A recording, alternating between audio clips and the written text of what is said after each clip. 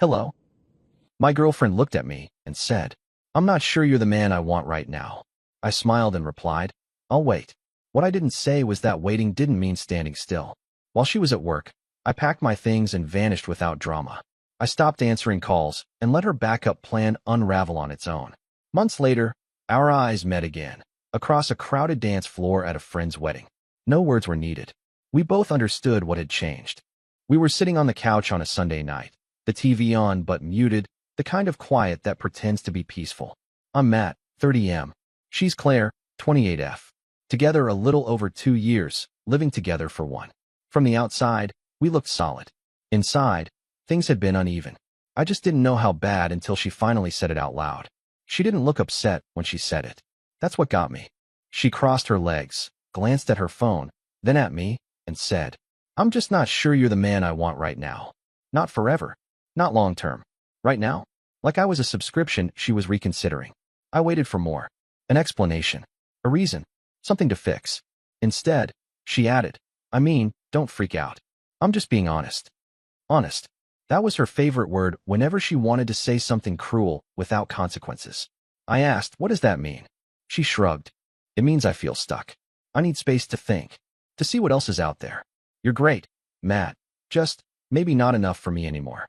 Enough. Another favorite. I noticed how calm she was. How practiced. Like she'd rehearsed this in her head on the drive home from work, probably after texting someone she told me not to worry about. I smiled. Not because I felt okay, but because something inside me went very still. I'll wait, I said. Her shoulders dropped in relief immediately. She smiled, leaned over, kissed my cheek. Thank you for being mature about this. That's when I understood something important. She thought waiting meant staying. Staying meant availability. Availability meant safety. What she didn't know, what I didn't say, was that waiting didn't mean standing still. It meant moving quietly. And she was about to find out what life looked like without the guy she assumed would always be there when her options ran out. The next morning felt normal. That's what messed with me the most. Claire got up early for work, rushed through her usual routine, complained about traffic, asked if I'd pick up groceries later. She kissed me goodbye like nothing had shifted, like she hadn't just put our relationship on probation. Love you, she said automatically. I smiled again. Have a good day. The door closed. Silence settled in. I stood there for a long time, just listening to the quiet of an apartment that suddenly didn't feel like home. Then I did something I hadn't done in months. I paid attention. Her laptop was open on the counter. Not snooping, just there. A message notification popped up from a name I recognized too well. Jason, the friend from work. The one who texted late. The one she swore was harmless. Can't believe you finally said it. About time. That was it. No heart emoji. No flirting. Just confirmation. I didn't feel angry. I felt validated. So I started packing. Not dramatically. No trash bags. No throwing things. Just my clothes, my books, my laptop, the few pieces of furniture that were mine. I skipped anything that felt replaceable. I left the couch she picked. The art she liked. The mugs with inside jokes that suddenly felt fake. I forwarded my mail. Transferred my direct deposit to a different account she didn't know about. Called my landlord and explained. Turns out my name had always been the primary one on the lease. Funny how that works. By noon, my car was full. Before I left, I cleaned. Not for her, for me. I hate chaos. I left the key on the counter. No note. No speech. Nothing for her to argue with or reinterpret. My phone buzzed around 3:17 p.m. Hey, are you home? I didn't answer. Another text came 10 minutes later. This isn't funny, Matt. I turned my phone face down and drove. Waiting, I realized, didn't mean pausing my life while she explored her options. It meant letting her feel what space actually costs. And she was about to learn that her safety net had legs, and it knew exactly when to walk away. She noticed I was gone that night. I know because my phone lit up like a malfunctioning smoke alarm around 7:40 p.m. Claire never came home on time unless she had a reason to. Normally she'd stay late, grab drinks, network. That evening, she rushed back. Where are you? Did you seriously leave? Matt, this isn't what I meant. I didn't respond. Not because I was trying to punish her, but because anything I said would have been used as leverage. Questions invite negotiation. Silence doesn't. An hour later, she called. I let it ring. Then came the shift. Okay, stop being dramatic. I said I needed space, not that we were breaking up. You're overreacting. There it was. Reframing. Making my absence the problem instead of her uncertainty. By midnight, The tone changed again. Can we talk tomorrow? I didn't think you'd actually do this. That message stuck with me. Actually do this. Like leaving was theoretical. Like I was supposed to hover just outside her life, waiting to be chosen again. I slept at a friend's place that night. Didn't tell anyone the full story. Just said, I needed to get out. He didn't ask questions. Good friends rarely do. The next morning, Claire texted like nothing was wrong. I'm going to work. We'll figure this out later. Later. Another holding pattern.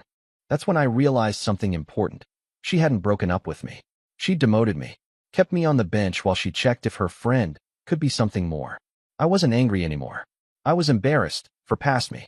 For how long I'd accepted half answers and soft disrespect because I thought patience was loyalty. I blocked her number at noon. Not forever. Just long enough to breathe. I changed my routine. Hit the gym. Took extra shifts. Started sleeping better.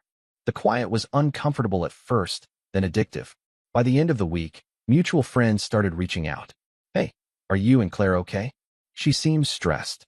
I kept my response consistent. She asked for space. I gave it. What I didn't say was that space has gravity. And when you remove the thing someone leans on, they don't float. They fall. And Claire was just beginning to realize that the man she wasn't sure she wanted had stopped waiting entirely. Blocking her number didn't stop the noise. It just rerouted it. By the weekend, I was hearing about Claire through other people. Mutual friends. Her coworkers' girlfriends. Even my sister, who barely talked to her. She's freaking out, my sister said. Says you ghosted her. Ghosted. Interesting word for someone who asked for space and got exactly that. Apparently, Claire had been telling everyone a slightly edited version of events. That I panicked. That I couldn't handle uncertainty. That she was just being honest, and I took it the wrong way. What she left out was the part where honesty came with a safety net. Where she expected me to wait politely while she explored her feelings with someone else. Jason, to be specific. I found that out from a friend who worked in the same building as them. They've been having lunch together a lot, he said carefully. She looks tense. Good. A few days later, I unblocked her number, not to talk, but because I didn't want her using my silence as proof of cruelty. The second I did, my phone buzzed. Finally, we need to talk. This whole thing has gotten out of hand. Out of hand. Like it was a misunderstanding that just needed smoothing over. I replied with one sentence. You said you weren't sure you wanted me. I made that decision easier for you. Her response came fast. That's not fair. I just needed time. Time to compare. Time to test. Time to see if the backup plan could become the main one. I didn't argue. I didn't explain. I didn't justify leaving. Instead, I said, I'm not waiting anymore. That's when the tone shifted. So you're really doing this? After everything? Everything. Another vague word meant to carry guilt without specifics. I muted the conversation and went on with my day. What Claire didn't realize was that her backup plan depended on me staying predictable, paying half the rent, being emotionally available, being the stable option she could fall back on if Jason turned out to be exactly what he always was, temporary. And without me there, the math stopped working. Bills don't care about uncertainty. Leases don't pause for self-discovery. And men don't wait forever just because someone asks nicely. She wanted space. She got distance. And distance has a way of exposing who was really holding things together all along. The collapse didn't happen all at once. It never does. At first, Claire tried to act like everything was fine. She kept posting gym selfies, brunch plates, vague quotes about choosing yourself. But underneath that layer, the practical stuff started unraveling. She texted me one night, careful, almost polite. Hey, quick question. Did you change the internet password? I hadn't. I'd canceled the account entirely. It was in my name. I replied simply, yeah. I closed it. There was a pause. Longer than usual. Okay. Well, can you send me the login so I can reopen it? I stared at the message for a while before answering. You can open your own account. That's when the edge crept back into her tone. You don't have to be like this. Like what? Independent? A few days later, she asked about the rent. Then the utilities. Then the car insurance she'd been piggybacking on temporarily for almost a year. Each message more strained than the last. Each one revealing just how much of her space had been subsidized by my presence. Jason didn't step in. That was the quiet part she hadn't planned for. Turns out backup plans look great in theory, but tend to disappear when real responsibility shows up. He was fun, flirty, supportive at lunch. Less so when she hinted at splitting bills or staying over more than a night or two. She called me after that. First time she'd actually called since I left. Can we just talk? She asked, voice tight. I didn't expect things to get this messy. I kept my voice even. You asked for uncertainty. This is what it looks like. She exhaled sharply. You're punishing me. No, I said. I'm just not fixing things anymore. Silence on the line. Then, softer. I thought you'd wait. There it was. The assumption laid bare. I did wait, I replied. Long enough to realize I didn't want to. I hung up before she could respond. That night, I felt something close to peace. Not satisfaction. Not revenge. Just the calm that comes when you stop carrying weight that was never yours to begin with. Claire was discovering what happens when the man she wasn't sure about stops holding everything together. And she was running out of places to land.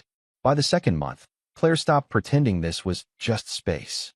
She showed up at my gym one evening, not by accident. She stood near the front desk like she'd been there a while, scrolling on her phone, waiting to be noticed. When our eyes met, she smiled like relief had finally arrived. Hey, she said. You look good. I nodded. You too. That was a lie, but a polite one. She looked tired. Not sad, frustrated. Like someone whose plan wasn't unfolding the way they'd imagined. Can we talk? She asked. Just for a minute. We stepped outside. No yelling. No scene. Just the two of us standing under fluorescent lights. I didn't think you'd disappear like that, she said. Most guys wouldn't. I know, I replied. She frowned. That's not a compliment. It's not meant to be. She crossed her arms, defensive already. Jason and I, it didn't really go anywhere. There it was. Casual. Tossed out like trivia. Like it didn't explain everything. I figured, I said. Her eyes narrowed. So you knew? I didn't need details, I replied. I just needed to listen to what you actually said. She scoffed. I was confused. No, I said calmly. You were shopping. That hit. I saw it land because she immediately shifted tactics. You're acting like you're better than me now, she snapped. Like you won something. I didn't win, I said. I just left. She stared at me for a long moment, then said quietly, I miss you. I believe that, just not in the way she wanted me to. You miss the version of me that made your life easier, I said. Not the one standing here. Her jaw tightened. So that's it. You're just done? I nodded. I stopped waiting. She laughed bitterly. You think you'll do better? I already am, I said, not cruelly, just honestly. She walked away without another word. As I went back inside, I realized something important. The hardest part wasn't leaving. It was surviving the moment she finally realized I meant it. And that moment had just passed. After that night at the gym, I thought it was over for good. I was wrong, just not in the way Claire expected. She didn't reach out directly again. Instead, she went indirect. Mutual friends started dropping hints. Casual comments wrapped in concern. Claire's not doing great. She's been really reflective lately. She says she understands things differently now. I didn't ask follow-up questions. People who truly understand don't need messengers. What I did hear, eventually, was that her life had gotten smaller. She moved out of the apartment we'd shared. Jason faded fast once the fun part ended and the practical part began. Turns out he liked the idea of Claire more than the reality of supporting her. Funny how often that happens. A few weeks later, I got an email from her. Not a text. An email. Long, thoughtful. Carefully worded like she'd edited it 12 times. She wrote about growth. About mistakes. About how she wasn't in a good headspace and took stability for granted. She said she admired how calm I'd been through everything. That she finally understood what she'd almost lost. She ended it with, I don't expect anything. I just wanted you to know I see things clearly now. That line almost worked. Almost. Because clarity that arrives only after consequences isn't clarity. It's panic dressed up as maturity. I didn't reply. Instead, I focused on my own life. New routines, new people, a version of myself that didn't feel like it was waiting to be evaluated. The absence of her constant judgment felt like oxygen. Months passed. Then I got the wedding invitation. A mutual friend. Big venue. Summer date. Claire's name on the guest list. I stared at it longer than I expected to. I didn't feel nervous, or angry, or hopeful. I felt curious, because I knew something she didn't yet. The man who would walk into that wedding wasn't the one who'd said, I'll wait. He was the one who learned what waiting actually costs, and decided never to pay it again. And sooner or later, our paths were going to cross. Not in private, not in text messages, but under chandeliers and music and witnesses, where there would be no confusion about who stayed and who moved on. The wedding was in late September. One of those venues that tries very hard to feel timeless. Soft lights, white linens, a string quartet playing covers people pretended not to recognize. I almost didn't go. Not because I was afraid of seeing Claire, but because I wasn't sure I cared enough to witness her reaction. Curiosity won. I arrived alone. That mattered more than I expected. No date. No explanation. Just me, comfortable in my skin, talking to friends I hadn't seen in months. Somewhere between the ceremony and the open bar, I realized something strange. I wasn't scanning the room for her. That changed when the music did. The DJ switched to something upbeat. People flooded the dance floor, and that's when it happened. Pure accident, pure timing. I looked up, and our eyes met across the room. Claire froze. Not dramatically, not obviously, just enough that I noticed. Her smile faltered. Her body stiffened. Like she'd just seen a ghost she didn't believe in anymore. She looked surprised. Not hurt. Not angry. Surprised. I held her gaze for a second longer than polite, then nodded. Not smug. Not cold. Just acknowledgement. She nodded back automatically, then looked away fast, pretending to laugh at something the woman next to her said. I didn't approach her. I didn't need to. Because I could see it now, clear as day. The comparison running in her head. The mental math she'd been avoiding for months finally adding up. I wasn't waiting. I wasn't bitter. I wasn't circling back. I was just fine. Later, a mutual friend leaned in and whispered, "She's been watching you all night." I smiled. I hope she's having fun. And I meant it. That was the moment I understood something important. Closure doesn't come from conversations or apologies. It comes when the person who underestimated you finally sees the result and realizes there's no role left for them in it. The song ended. The room shifted. And Claire was left standing in a crowd, realizing the man she wasn't sure about had quietly become someone she no longer had access to. Without a word being said, I didn't talk to Claire that night. Not then. Not later. But weddings have a way of pulling people into the same orbit whether they want to or not. It happened near the bar, toward the end of the night. I was mid-conversation with an old college friend when I felt it, that familiar awareness, like someone saying your name without sound. I turned, and there she was. Close this time. Too close to pretend it was accidental. "Hey," she said. Her voice was softer than I remembered. Less sharp. Less certain. "Hey," I replied. We stood there for a second, the music loud enough to fill the silence for us. She glanced down at my hand, probably expecting to see someone else's fingers lace through mine. When she didn't, I saw something flicker. Hope, maybe. Or relief. "You look different," she said. I smiled. "You've said that before." She laughed nervously. "I mean it in a good way." "I know." She shifted her weight. "I heard you moved." "Yeah." "And work's going well?" she asked, trying to sound casual. "It is." Each answer shorter than the last. Not rude. Just complete. There was nothing for her to pull on. She took a breath. "I think about you sometimes," she said. "About how things ended." I nodded. I figured. Her eyes searched my face. "Do you ever think about what might have happened if?" "No," I said gently. Not harsh. Not angry. Just honest. That stopped her cold. "Oh," she said quietly. I could see it then, the realization settling in. That this wasn't a standoff. That I wasn't holding a position. I'd already left the board. "I didn't mean to hurt you," she said, almost to herself. "I know," I replied. "But intent doesn't change impact." We stood there another moment, longer this time. Then she smiled, small and sad. "I'm glad you're doing well." "I am too," I said. And I meant it. She walked away first. I watched her disappear back into the crowd, surrounded by people, laughter, music, yet somehow alone in a way I wasn't anymore. That was when it finally clicked for her. Not because I explained it, not because I punished her, but because she could see, in real time, that I had moved on and taken my future with me. And there was no backup plan for that. The rest of the wedding blurred together after that. I danced. I laughed. I stayed late. Not to prove anything, just because I wanted to. When I finally left, it wasn't with a dramatic exit or a final glance over my shoulder. Claire wasn't the center of the room anymore. She wasn't even a factor. On the drive home, I thought back to that night on the couch. Her voice. That sentence. "I'm not sure you're the man I want right now." At the time, it felt like uncertainty. Now I understood it for what it was. A test she expected me to fail by waiting. I didn't vanish to hurt her. I didn't disappear to make a point. I left because staying would have meant shrinking myself into a placeholder. Someone convenient until something better came along. Waiting doesn't make you loyal. It makes you available. And availability without respect turns into invisibility fast. A few weeks after the wedding, a mutual friend mentioned Claire was moving cities. Fresh start, apparently. I hope she got one. Truly. People don't grow without friction, and we'd both had enough of that. As for me, Life kept moving forward in quiet, solid ways. New routines, new connections. No more guessing games disguised as honesty. Sometimes I wonder if she ever thinks about that last look we shared on the dance floor. Not with regret, just recognition.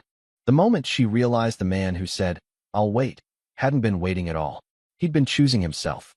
And that choice didn't come with drama, speeches, or ultimatums.